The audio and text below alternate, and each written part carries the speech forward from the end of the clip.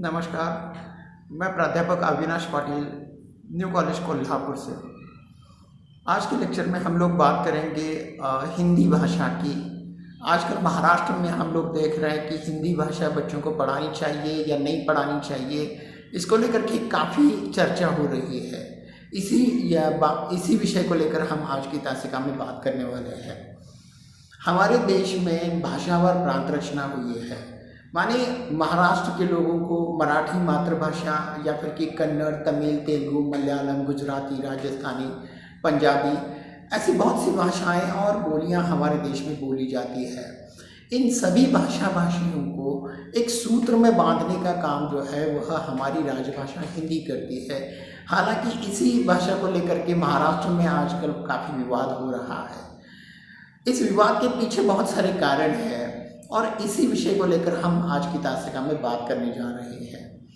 हिंदी तकरीबन 9वीं शती से इसका साहित्य हमारे पास पाया जाता है। उससे भी कई साल पहले, सदियों पहले साधु संतों के माध्यम से एक संपर्क भाषा के रूप में हिंदी जो है वह काम करती रही है और इस भाषा के माध्यम से जो है वह बेहतरीन साहित्य का निर्माण हुआ है। हमारे देश पर तकरीबन 150 साल अंग्रेज़ों ने राज किया और इन 150 सालों में कई बार हमने इस देश को आज़ाद कराने का प्रयास किया और हम भली भांति जानते हैं कि 1857 की क्रांति इस देश की आज़ादी का पहला स्वतंत्रता संग्राम था जो कि नाकामयाब रहा।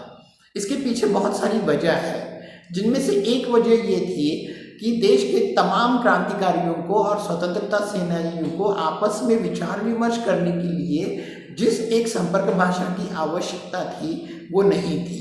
भाषा उन लोगों के बीच में दीवार बनी हुई थी। आज भी हम देखते हैं कि जब भी कोई महाराष्ट्र से कर्नाटक में जाकर के मराठी बोलता है तो वहाँ के लोग ये कहते हैं कि ये हमारा नहीं है, ये महाराष्ट्र वाला है। यहाँ तक कि कोई कन्नड़ बोलता है तो हम लोग कहते हैं कि ये महाराष्ट्र नहीं, ये कन्नड़ वाला है। उसी तरह से पंजाब, राजस्थान, गुजरात या अन्य राज्यों की यही स्थिति है। किसी भी एक आदमी के लिए इस देश की तमाम भाषाओं को सीखना बिल्कुल संभव नहीं है और इसीलिए लोगों के बीच में एकता के सूत्र में ये भाषा जो है वह कभी कभार दीवार बन जाती है। और हमारे देश में काफ़ी बातों को लेकर के विभिन्नता है, जैसे जाति, धर्म, संप्रदाय, वर्ग, अमीरी, गरीबी, भाषा, प्रादेशिकता या फिर की प्राकृतिक संरचनाएं वगैरह वगैरह। इन सबको एकता के सूत्र में बांधने का काम जो है वह हिंदी कर सकती है। हालांकि हमारे देश के स्वतंत्रता संग्राम की भाषा भी हिंदी ही रही है, जैसे मेरी झांसी नहीं दूंगी, तुम मुझे खून दो मैं तुम्हें आज़ादी दूंगा, भारत छोड़ो चले जाओ, ऐसी कितनी घोषणाएं हिंदी में दी गई। और हमारा देश जब आज़ाद या स्वतंत्रता संग्राम लड़ रहा था तो उस समय में राष्ट्रपिता महात्मा गांधी जी को भी इस बात का एहसास था कि हिंदी ही ऐसी भाषा है जो तमाम देशवासियों को एकता के सूत्र में बांध सकती है। इसलिए उन्होंने हिंदी का समर्थन किया और महाराष्ट्र राष्ट्रभाषा सभा या फिर कि राष्ट्रभाषा प्रचार समिति वर्धा, ऐसे कई हिंदी सेवी संस्थाओं का गांधी जी द्वारा निर्माण किया गया। कुछ हिंदी सेवी संस्थाएं उनसे पहले भी इस देश में जो है वह हिंदी के प्रचार और प्रसार का कार्य कर रही थी। जब हमारा देश आज़ाद हो गया तो आज़ाद देश के सामने बहुत सारी समस्याएं थी, जैसे गरीबी थी, सांप्रदायिकता थी, बेरोजगारी की समस्या थी और भाषा की समस्या थी। जब देश आज़ाद हुआ और हमारा संविधान बनाया जाने लगा तो उस समय इस देश की राष्ट्रभाषा कौन सी हो जो कि समूचे देश का प्रतिनिधित्व करने वाली भाषा के रूप में जानी जाती हो, या ऐसी कौन सी भाषा हो, इसको लेकर के काफ़ी विचार विमर्श हुआ और तब प्रादेशिकता जो है वह उभर कर सामने आ गई। जैसे कि महाराष्ट्र के लोग कहने लगे कि मराठी को इस देश की भाषा बनाओ, उसी तरह से कुछ लोग कन्नड़, तमिल, तेलुगु, मलयालम, गुजराती और कुछ लोग अन्य भाषाओं को भी इस देश की भाषा बनाने के लिए प्रयासरत थे। और इस दशा में हिंदी का जो विरोध हो रहा है ना आज की तारीख में भी और उस समय में भी हुआ था, उसके पीछे और भी 2 कारण हैं जिनको हम नज़रअंदाज नहीं कर सकते। पहला कारण तो ये है कि हमारे देश में आर्य और अनार्य इस प्रकार का भेद मुख्य स्तर पर है। जैसे हम ऐसा सोचते हैं कि हम लोग दक्षिण भारतीय लोग जो है वह मूल भारतीय है और आर्य खैबर खिंडी से इस देश में प्रवेश कर चुके हैं और वो हमारे नहीं है। ये जो भेद है ना, इसके हिसाब से हिंदी उत्तर भारत की भाषा है, दक्षिण भारत के लोग ऐसा सोचते हैं कि ये हमारी भाषा नहीं है। दूसरा विरोध का कारण यह है कि हिंदी को देवनागरी लिपि में लिखा जाता है और द्रविड़ी परिवार की जो लिपियां हैं जैसे कन्नड़, तमिल, तेलुगु, मलयालम वगैरह, वो द्रविड़ी परिवार की लिपियां हैं। ये जो लिपि में होने वाला फर्क है ना, वो भी इसके विरोध का एक अहम कारण बना हुआ था। दक्षिण के लोगों ने हिंदी जब इस देश की राजभाषा बनाने की बात उभर कर सामने आई तो उस समय काफ़ी विरोध किया था और इन सब के परिणाम स्वरूप हिंदी के साथ एक सहयोगी राजभाषा के रूप में अंग्रेजी को जो है वो भारतीय संविधान में स्थान मिला। अब कुछ लोग ये भी कहते हैं, हमें सुनाई देता है कि हिंदी हमारी राष्ट्रभाषा नहीं है। देखिए, भारतीय संविधान के अनुच्छेद 343 से लेकर के 351 तक के प्रावधानों में इस प्रकार का उल्लेख है कि भारतीय संघ की राजभाषा हिंदी रहेगी। अब ये राजभाषा और राष्ट्रभाषा में क्या अंतर है, इसको हम भी समझ लेते हैं। राष्ट्र का प्रतिनिधित्व करने वाली भाषा माने राष्ट्रभाषा और राज कारोबार की भाषा माने राजभाषा। मतलब जब अंग्रेज इस देश में शासन कर रहे थे तो उन्होंने अंग्रेजी को इस देश की राजभाषा के रूप में सम्मानित किया था, क्योंकि वो प्रादेशिक भाषाएं तकरीबन नहीं जानते थे।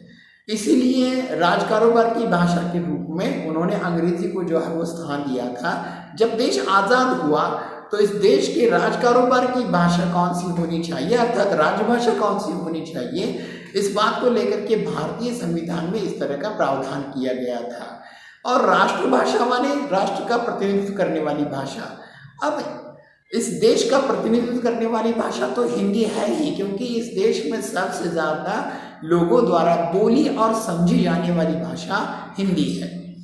इस देश में जैसे दिल्ली, उत्तर प्रदेश, उत्तराखंड, बिहार, उत्तरांचल जैसे कितने ही ऐसे राज्य है जिनकी मातृभाषा हिंदी है। उस समय ऐसा कोई प्रश्न ही था नहीं उन लोगों के सामने कि इस देश की कोई एक राष्ट्रभाषा होनी चाहिए, मतलब राज कारोबार की भाषा इस देश की राष्ट्रभाषा के रूप में जानी समझी जा सकती है। इस बात में सर्वसहमति हो चुकी थी। इसीलिए भारतीय संविधान में ये राष्ट्रभाषा शब्द के बजाय राजभाषा शब्द का इस्तेमाल किया गया है। इसी बात को लेकर के कुछ लोग कहते हैं कि हिंदी हमारी राष्ट्रभाषा नहीं है। ये शब्दों का खेल है, क्योंकि आज आप जानते हैं कि सबसे ज़्यादा न्यूज़ चैनल हिंदी के हैं, सबसे ज़्यादा फिल्में हिंदी की बनती है, सबसे ज़्यादा लोगों द्वारा बोली और समझी जाने वाली भाषा हिंदी है, सबसे ज़्यादा अखबार हिंदी भाषा में निकलते हैं। और इस हिसाब से ऐसा कोई प्रश्न है ही नहीं कि ये हमारे देश का प्रतिनिधित्व करने वाली भाषा है अथवा अन्य कोई है, नहीं। लेकिन दुर्भाग्य से जब इस संविधान के माध्यम से इस भाषा को इस देश की राजभाषा बनाया गया तो बहुत सारा विरोध उभर कर सामने आया, जिसके परिणाम स्वरूप भारतीय संविधान में इस तरह की बात दर्ज की गई कि भारतीय लोग अभी पूरी तरीके से हिंदी को स्वीकृत नहीं कर चुके हैं। इसीलिए इस भाषा के प्रचार एवं प्रसार के लिए 15 साल की अवधि तय की गई और इन 15 सालों में सहयोगी राजभाषा के रूप में अंग्रेजी को स्थान दिया गया। देखिए, हमारा आपसी झगड़ा रहा और सहयोगी राजभाषा के रूप में सम्मानित की गई विदेशी भाषा अंग्रेजी भाषा। हमें आज की तारीख में किसी भी भाषा का विरोध नहीं करना चाहिए, चाहे वो अंग्रेजी हो, क्योंकि आप जानते हैं कि वो एक बाजार की भाषा बनी हुई है। इसी हिसाब से यदि हम देखें तो हिंदी भी पीछे नहीं है। आज किसी भी इंसान को मातृभाषा, राजभाषा और एक अंतर्राष्ट्रीय भाषा अर्थात अंग्रेजी भाषा, ये तीनों भाषाएं आनी ही चाहिए। क्योंकि आप कल्पना कीजिए ना कि अगर लता मंगेशकर जी ऐसा सोचती कि मैं महाराष्ट्रियन हूँ और मैं मराठी में ही बात करूँगी, गीत गाऊंगी, तो उनको उतनी प्रसिद्धि नहीं मिलती जितनी आज मिली हुई है। यदि हमारे देश के प्रधानमंत्री ये सोचते या हमारे राष्ट्रपिता ये सोचते महात्मा गांधी जी कि मैं गुजरात से हूँ और गुजराती को ही मैं स्वीकृत करूँगा और अन्य किसी भाषा में बात न करूँगा, तो उनको देश स्वीकार नहीं करता। उसी प्रकार से हमें संकुचित प्रादेशिक दायरे से निकल करके विश्व के साथ या देश के साथ अगर जुड़ना है तो इस भाषा को हमें स्वीकृत करना ही पड़ेगा। इसके अलावा हमारे पास कोई और विकल्प नहीं है। आज एक बाजार बन गया है। विदेशी कंपनियां, हम लोग को एहसास नहीं है कि विश्व के तकरीबन 200 से ज़्यादा विश्वविद्यालयों में हिंदी को पढ़ाया जाता है।